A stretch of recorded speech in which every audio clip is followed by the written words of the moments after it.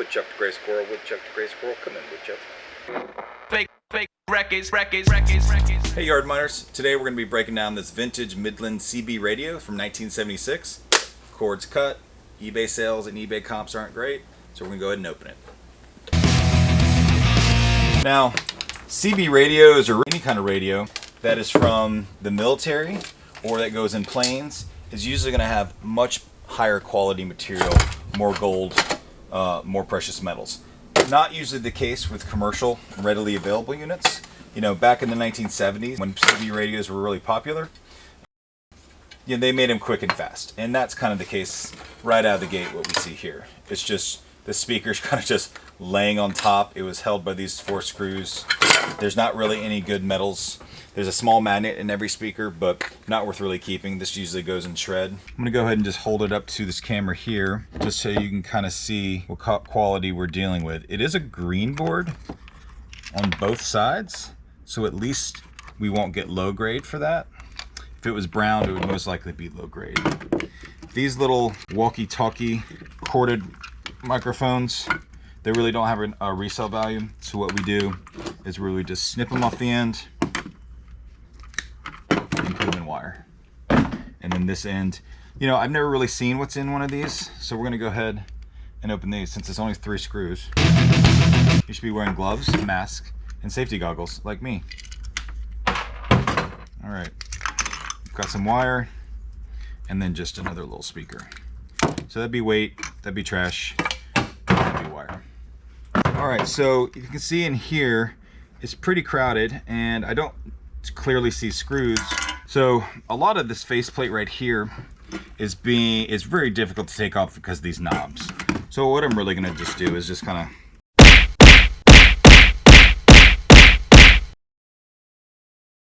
and so we can lift off this side plate. Once we get the side plate, we can start snipping the wire that's holding it to the ground, that's holding it, and it should come off pretty easy.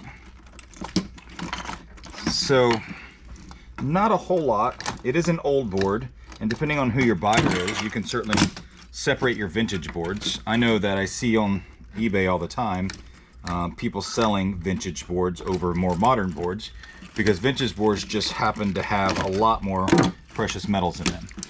As technology advances and manufacturing processes improve, they'll stop using as much gold to put on the tips of pins or ribbon wire or whatever because, you know, gold is very expensive now. So, but 30 years ago, they just kind of plated. When gold was $200 an ounce, it was less of a big deal to use those materials. So the older the board, the better as far as precious metal recovery. And if you have savvy buyers for your boards, they will give you a better price for older ones. I would probably still rank this as mid-grade, close to low, because it does have a lot of copper coils, but it's got some really nice tantalum capacitors that are those kind of dipped ones. I think they call them nipples, tantalum nipples, and then there's these capacitors that are going to have a lot of palladium and platinum in them. So yeah, pretty basic board. Nothing much to it. So as a yard miner, as you're scaling up, you really have to determine, is your time worth the effort it takes in order to break something down? I did take my time on this. I'm speaking to the camera. I'm taking time to set up my chute, proper lighting. It takes a lot longer than what it usually would in a normal setting. In my business, we would not break this down. We would put it in miscellaneous, and we have a buyer that buys boxes of miscellaneous, and it's, you know, 20 cents a pound, but it's better than touching it, breaking it down, and getting this, which is like 75 cents. So it's a lot of work for a half a dollar, and it's got some plastic with it and some metal shred that would add a penny or two. But my overall view is it's not worth it. Kind of a fail, but not really, because I really wanted to see what was in it. But not everything's worth breaking down. Unless you're a micro scrapper and really want to get every bit of precious metals in here, don't really waste your time. Hope you enjoyed it, and let me know what you're wanting me to see break down in the future. Stay civil in the comments, and make sure you subscribe. Thanks.